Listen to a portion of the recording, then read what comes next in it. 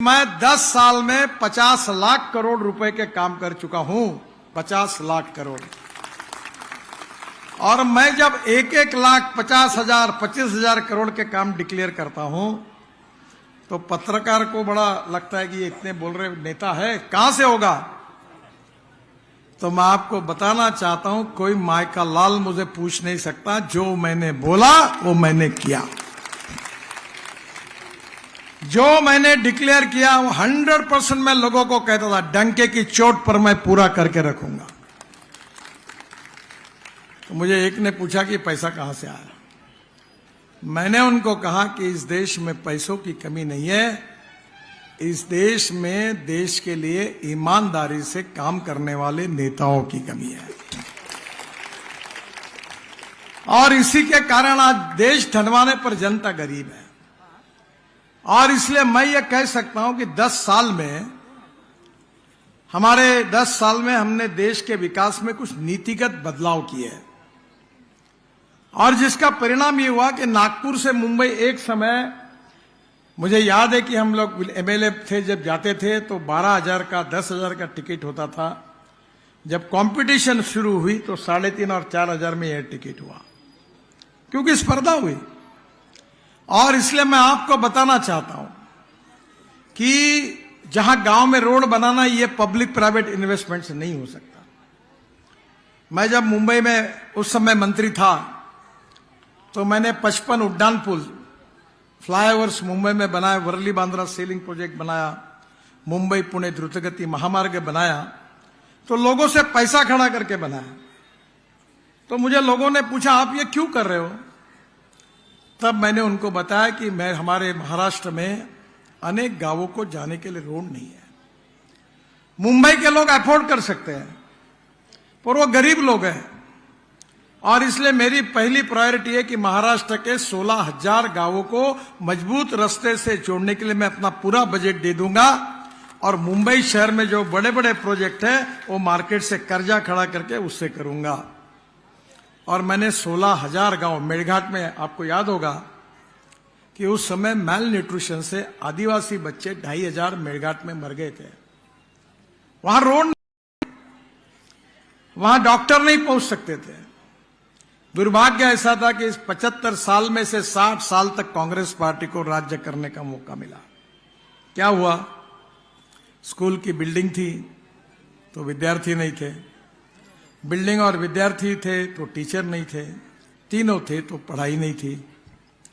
दवाखानों की हालत ऐसी थी कि डॉक्टर है तो नर्स नहीं, नर्स है तो डॉक्टर नहीं, दोनों है तो दवाई नहीं, तीनों है तो कौन मरने के लिए जाए। दवाखाने की हालत थी। एक मेरे साथ बड़ा इंटरेस्टिंग बात हुई।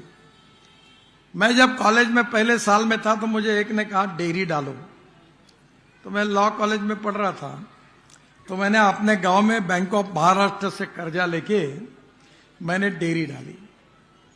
6 गाय और 2 भैंसे खरीदी की। पहले एत में बराबर दूध मिलता था, पर दोनों तो खाली हो गई। अब मेरे गांव में जब गाय गर्म होती थी तो डॉक्टर गायब हो जाता था, डॉक्टर रहता था तो गाय गर्म नहीं होती थी। तो एक बार हमने कहा कि सांड को लेके आओ, तो वो आया तो वो भी ठंडा पड़ गया। आखिर डेयरी का बैंड बाजा बज गया और मैंने जानवर बेच दिया। और ये पूरे गांव के लोग कहां हैं? ये जो नागपुर में दिख रहे, मुंबई में दिख रहे, कलकत्ता में दिख रहे, बेंगलोर में दिख रहे, चेन्नई में दिख रहे, कहां से आए? ये पूरे लोग अगर कहीं से आए तो गांव से आए। महात्मा गांधी जी कहते थे कि 90% आबादी गांव में रहती है, पर 30% आबादी हमारी शहरों में आ गई। वो खुशी से नहीं आई, वो मजबूरी से आई। क्योंकि गांव में स्कूल नहीं, दवाखाना नहीं, और गांव में रोजगार नहीं, किसानों के फसल को सही दाम नहीं, जिसके कारण बड़े प्रमाण पर लोग शहर की तरफ आए और झुकी झोपड़ी में रहने लगे। मेरा बताने का मकसद यही है कि 47 के बाद पंडित जवाहरलाल नेहरू जी ने रशिया का इकोनॉमिक मॉडल स्वीकार किया था। कम्युनिस्ट सोशलिस्ट मॉडल था, वो फेल हो गया।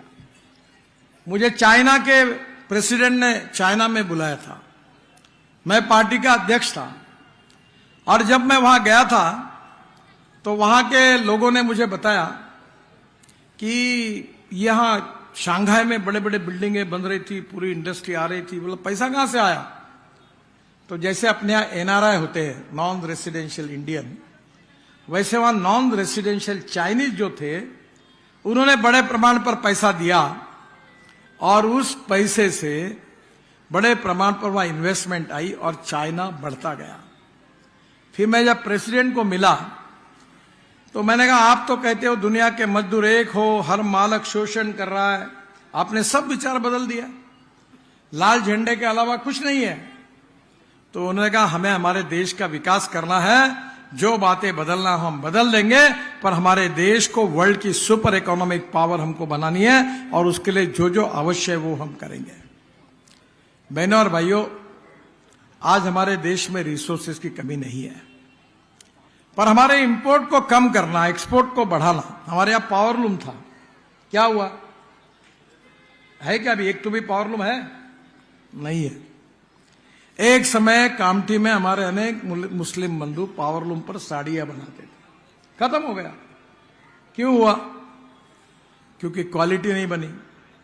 अभी मैंने धापेवाड़ा में, हमारे एक धापेवाड़ा टेक्सटाइल करके शुरू किया। मेरे मन में यह बात अक्सर याद आती है, वो मेरी कंपनी नहीं है, मेरा धंधा नहीं है मेरा, और वहां इलेक्ट्रॉनिक हैंडलूम तैयार किया और उसके ऊपर कॉटन की इतनी सुंदर साड़ी तैयार हुई, 400 रुपए की है। फिर मैंने उनको कहा कि अब बनारसी शालू इस पे बनाओ या नासिक की पैठनी बनाओ, वो भी बन गई। और फिर हमारे गांव में हलवा समाज की जो पावरलूम पर, हैंडलूम पर काम करती थी, 1500 महिलाएं ट्रेन हुई। अब धीरे धीरे साड़ियां बनकर फिर कला अच्छी करने की कोशिश कर रहे हैं।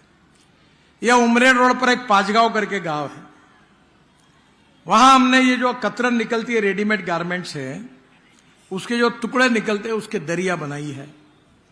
1500 महिलाओं को ट्रेनिंग मिला है। अब धापेवाड़ा में हर महिला, करीब 900 महिला 1 लाख रुपए साल की कमाती है, और यहां पांचगांव में भी 1500 महिलाओं का ट्रेनिंग हुआ, वो भी पैसे कमाती है।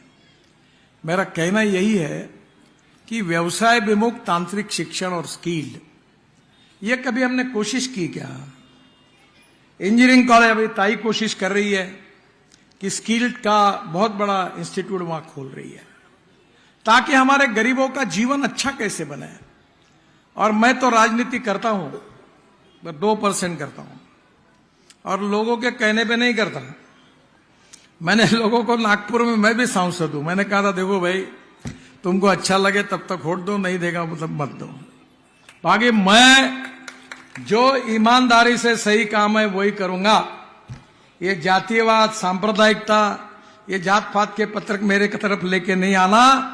मैं मानता हूं कि नागपुर शहर की पूरी जनता मेरा परिवार है, मैं नागपुर का हूं और जनता मेरी है, और जो वोट देगा उसका भी काम करूंगा, नहीं देगा उसका भी करूंगा। हमारे लोकतंत्र में हमें समाज के प्रति और लोगों के प्रति जिम्मेदार होना चाहिए। हमारे जीवन को बदलना चाहिए। रोजमर्रा जीवन में रोटी, कपड़ा और मकान मिलना चाहिए। मुझे याद है कि हम सब लोग जिनके विचारों पर काम करते हैं, वो पंडित दीनदयाल उपाध्याय जी ने बताया कि हमारे समाज के जो शोषित है, पीड़ित है, दलित है, जो सामाजिक, आर्थिक, शैक्षणिक दृष्टि से पिछड़े हुए हैं, जिनके पास रहने के लिए मकान नहीं है, खाने के लिए रोटी नहीं है, शरीर पर कपड़ा नहीं है, उन दरिद्र नारायण को हम भगवान माने और उसकी निरंतर सेवा करते रहे। और जिस दिन उस व्यक्ति को रोटी, कपड़ा और मकान मिलेगा, उस दिन हमारा कार्य पूरा होगा, ऐसा हम समझेंगे। ये दीनदयाल उपाध्याय जी का सामाजिक आर्थिक चिंतन अंत्योदय के रूप में हमारा उद्दिष्ट है।